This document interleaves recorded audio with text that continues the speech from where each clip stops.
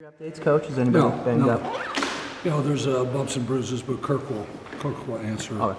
anything regarding injuries. What about the offensive line? You guys were mixing around a little bit. How's that shaking? Yeah, out? we're still playing with some different combinations.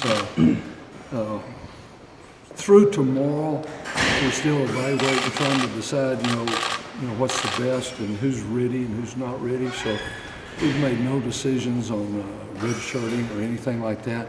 But in the offensive line, Cole Croston is bouncing around from both tackles. And then in the interior, the two guards, you got Sean and Jordan. You got James Daniels, you got Eric Simmons. Those guys are all working in there. And Simmons is also working, from center. What'd you learn Friday night during the scrimmage? Well, we were much more efficient Friday night during the scrimmage than we were the first scrimmage, which was, you hope and expect after a few more practices. I thought we did a nice job throwing and catching the ball Friday night. And we had real officials out there, so we had very few procedures and those kind of things, which is always nice. But we had a couple that we need to eliminate. But I think we left the field Friday night feeling that we're getting closer to what we want to be for the opener. How important is it to get Adam and Macon back as fullback? It's really important because it allows us to, play various forms of 21, and both of them have remained healthy through this point in camp, and they're both really good players. And, so it allows us, with Doozy not here right now, it allows us to play, football the way we'd like to, without having the three tight ends that have all played. Will the offense look different, Greg? Are there some wrinkles this year that you haven't done in the past? Either take advantage of CJ's arm or speed or other players? Yeah, I think the answer to that is yes. I mean,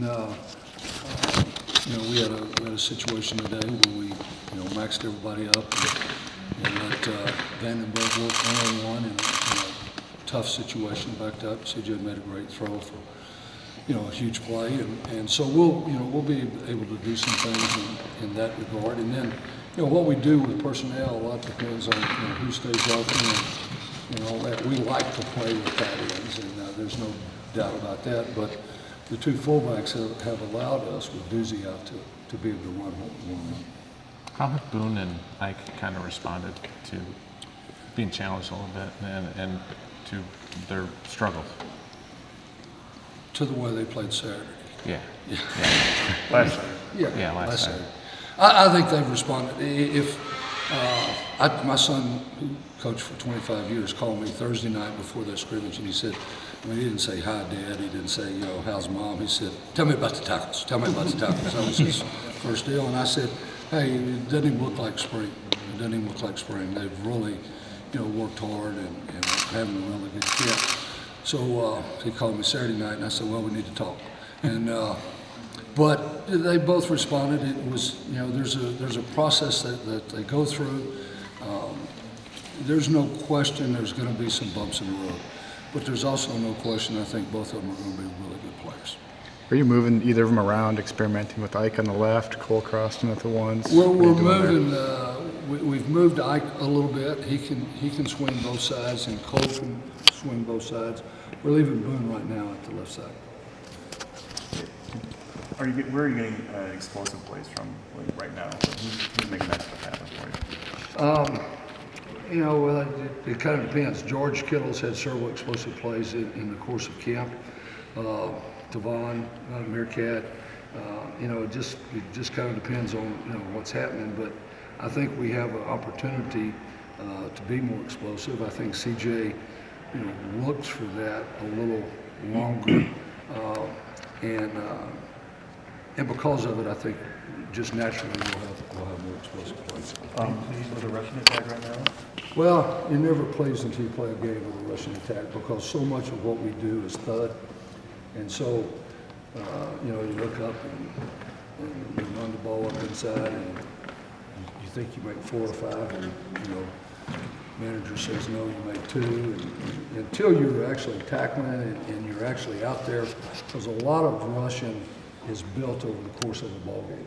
You know, the backs I've been around that, you know, early in the first quarter, they're making 3, they're making 4, and the second quarter picks up. Then as the game goes on, you start wearing, and then they start, you know, they start breaking off more. So we're not where we want to be, but I think we're much further along than we were saying. But as a college football coach, that has to drive you crazy. It Because does. you're going from 0 to 60 in a week. Yeah, it does. It's like the first time, I forget what day it is, my days run together, but the first time we put goal line in and actually scrimmaged it live out on the grass, you know, we all left the field offensively. We were disappointed in what our goal line looked like. And then when we got in and you know, experience tells me that it's always looks like that the very first time you do it. So we had another rack of it about 3 days later. We had a chance to walk and talk about pad level and all that. It looked entirely different. So you know, those are the things, since we don't have preseason games, Right. those are the things we got to try to get on the grass to get better at. If you were president of football, college football, would you say one preseason game, something like Well, that? Now you're the president. yeah, I realize that, and with everything that happens in Iowa, I'm not sure I want to go to any caucuses here. Certainly not in the Republican. Good point. There's not enough room for all you guys to do that. You know, I think it would be exciting to do one of two things. If there was a spring game at the end of spring, where you got together, whether or not you call it a game or a scrimmage or whatever, just so you get to play somebody different. I don't see it happening in the fall because, you know, it's a 12 game to that point. But anytime you can play somebody other than those you know, it's more fun. Does James Daniels have a chance to help you this year?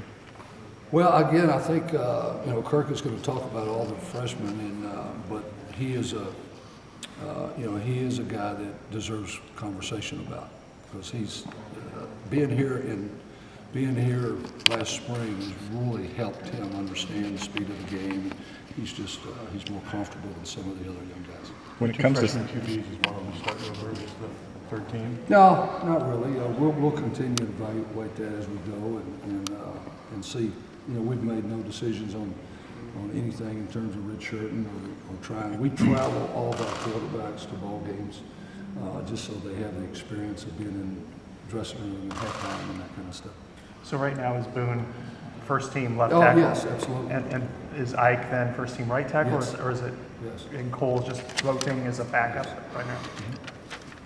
when it comes to CJ, it's hard to, you know, you're not letting him, turning him loose with his legs Yeah. in practices. Do you feel like that once the lights come on, that will be a path to explosive I plays? think he will actually do some things with his legs that, you know, we blow the whistle dead when somebody gets, you know, around him. But I think he will naturally do some things with his legs that are, you know, that will be exciting. Don't misinterpret what I said. We're not all of a sudden going to run him 25 times in a ball game. That's not going to happen. But I think there will be more quarterback draws and some things like that. And then I think he'll naturally leave the pocket and do some things that will give us opportunities to stay on the field. Lots getting made on explosive plays, but on 3rd and 6, you need somebody to run.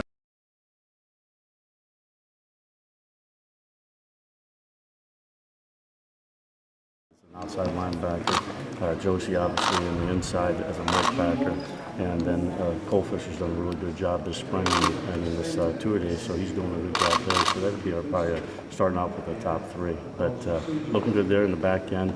Obviously, we got to replace Laudermill, Johnny. So you know, Miles Taylor's doing a good job there at strong, and obviously Anthony Gear's competing there, and Lomax is at the free. And he's backed up by Snyder, and it's a good challenge there. So in the corners with Desmond and Maven back, and Reese Fleming and Draper, all guys have played and got experience, so we're pleased with that and where they're working.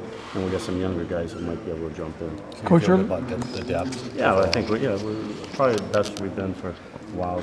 Everybody's got a chance to play, and they're showing that they can do it on the field. Coach, early last season, there was a communication issue with linebackers in the secondary on who picking up guys in the backfield, and that's something he kind of worked on during the year. Are you way ahead in that aspect, the communication part of it? Yeah, I think the communication all starts in the summer after, a lot of times the guys in the summer, they're working together and they're talking and, they're going through plays on their own sometimes. We do have an opportunity to meet with these guys in the summer, so that's helped, and I think the communication's been really good. Did you say Cole Fisher's Yeah, he's done a good job this time. We're very pleased with the way he's doing it. Seems more comfortable, and the game has slowed down for him a little bit. See weak side? Yeah, he'll be the will backer. He can play outside as a Leo, so he can play multiple positions. He played Mike, so he's, we have a lot of guys doing multiple positions, but right now he'd be at will, can play the Leo, or we'll have to put him at Mike. Has he just shown that 5 years of experience and kind of put himself in the right position, it sounds like? Yeah, I think so. I mean, obviously, it's not easy to play linebacker position. You got both facets, the run fits in the passing game, so it's a lot of stuff and a lot of different formations to understand, so it takes a little bit of while to understand that, and I think he's feeling more comfortable. With the linebackers, how more comfortable do you feel right now going into this season than you did last year when there were so many question marks? Yeah, I feel pretty good right now. Obviously we haven't played a game, and we're playing against our own team, and so after a while you get tendencies on what we do, and the reactions are probably a little bit quicker, and it's all going to change when you start getting into different opponents. So we'll have to see in the first couple games and see where that goes. And then on the edge, you talked before about how that was an area you really had to improve. Defensively, you feel good about where that's coming? Yeah, I think we have, and a lot of it is based fundamental how to set edges, and whether you change the scheme or whether you're just playing the same scheme, and it's how you take on the block and leverage the ball, and we didn't do a very good job of that last year. Are you happy with what you've seen up front so far? Because there's been quite a bit of change between your teams. Yeah, I'm happy. I know we lost 2 good guys inside, and the guys we have, I think the defensive line, I feel very comfortable with the first 2 deep. It sounds like Miles has been delivering some good shots, and your safety's been punishing more this year. Has that been the case? Yeah, I think so. Miles Taylor is he's extremely high intensity, full goal type of guy, and he'll come up and hit you, and so will Jordan. So the whole key is you got to be tough and physical to play this game. And obviously, he's not very big, but he does like to hit you. Does this defense have a feel, a swagger like all good defenses have, or you won't know that till you play some games? It's going to be hard until we play somebody, but I think the confidence of our kids and the communication and between each other and coaching each other and being competitive with each other and the competition has really been good. So in that standpoint, I really think that we're coming close as a defense, chemistry-wise. I asked Greg this: if you were going to make you president of college football, would you have one preseason game, and when would you have it? He said spring might be a good time for a game against maybe a Conference USA school, something like that. Would you do that just to kind of get a look and get a feel and feel a little bit better what you, rather than like waking up on the next Saturday morning? Yeah, it might be good to say, but where do you do it? There's so many different things that are going on with that. Kids got to go to school at sometimes, and then we're going to take them over on the weekend to go somewhere and play. It's, I don't know if I'm really for that or not. I wouldn't be for that.